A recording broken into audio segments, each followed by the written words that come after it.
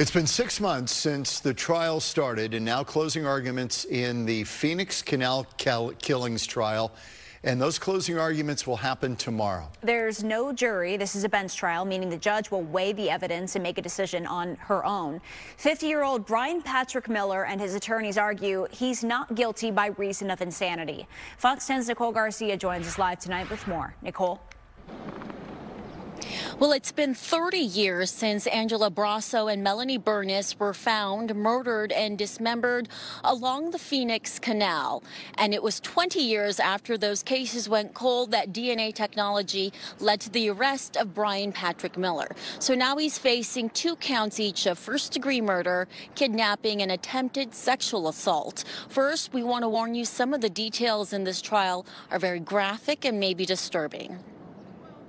The fate of the so-called Canal Killer rests in the hands of Judge Suzanne Cohen, who sat through 6 months of testimony. Psychologists were among the main witnesses.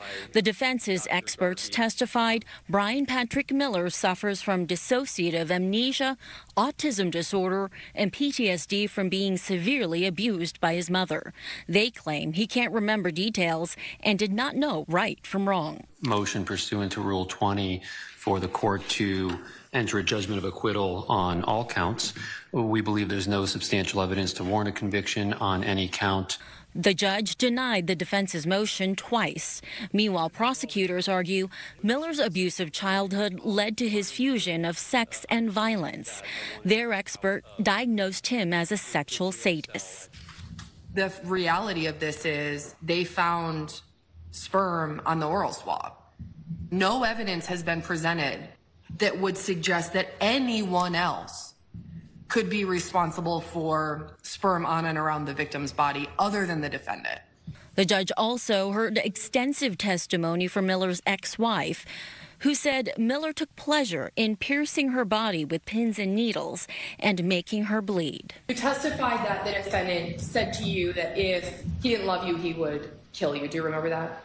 Yes. Did he say that to you one time or more than one time? It was frequently. Now, the earliest day we can expect a verdict in the trial is next Tuesday. Miller is facing the death penalty, so if he is found guilty, there are 2 more phases in the trial, the aggravation phase and the penalty phase, and that could take several more weeks. Reporting live, I'm Nicole Garcia, Fox 10 News.